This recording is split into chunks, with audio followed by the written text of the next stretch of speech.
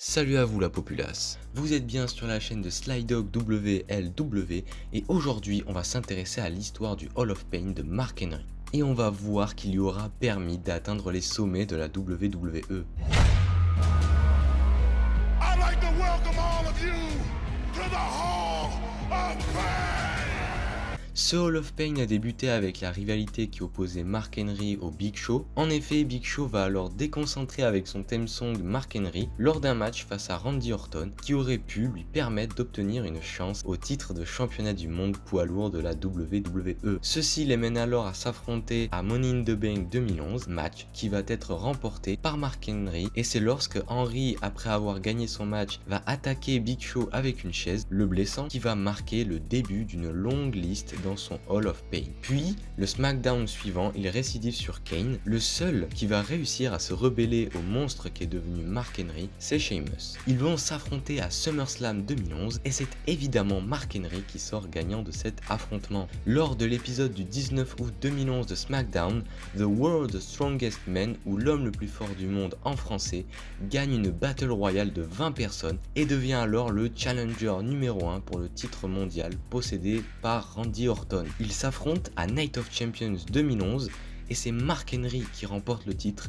Il paraît alors inarrêtable à cette période. Henry continue de blesser les autres lutteurs comme par exemple The Great Khali et va même asseoir sa domination lorsqu'il défend avec succès son titre face à Randy Orton à Hell in a Cell 2011 lors d'un match en cage. Henry se fait attaquer par le revanchard Big Show et défend son titre à Vengeance et Survivor Series avec succès aussi, où ils vont même réussir à casser le ring, un gros oh my god moment. Mais c'est enfin à TLC 2011 et après un duel de blessures à la jambe entre lui et le Big Show qui va le mener à perdre son titre et toute sa domination sur la branche bleue. Frustré d'avoir perdu son titre au profit de Daniel Bryan, Mark Henry ne va pas cesser d'essayer de reprendre son titre avec par exemple un Lumberjack match face à Bryan à SmackDown ou un triple menace entre lui, Big Show et Bryan au Royal Rumble 2011 qu'il va perdre au profit à chaque reprise de Daniel Bryan. Après ces nombreuses défaites, son ego reprend le dessus et il décide d'affronter le champion de la WWE actuelle qui est CM Punk et qu'il remporte par disqualification, autrement dit c'est CM Punk qui remporte le match. On voit alors que Mark Henry reste très impulsif et c'est ce qui cause souvent sa perte. Une autre occasion de le prouver peut être sa participation au Elimination Chamber match de 2013 où il va éliminer Bryan, Kane avant de se faire éliminer par Orton, ce qui va le rendre incontrôlable et il va donc attaquer les participants restants avec violence et fureur avant de se faire ramener par le staff de la WWE. C'est alors durant cette année 2013 qu'il débute une rivalité avec Ryback, les menant à rendre leur compte à WrestleMania 29 et il va en sortir gagnant, mais il se voit très vite challengé et malheureusement battu par Sheamus à Extreme Rules 2013. Et c'est après ce match que Mark Henry déclare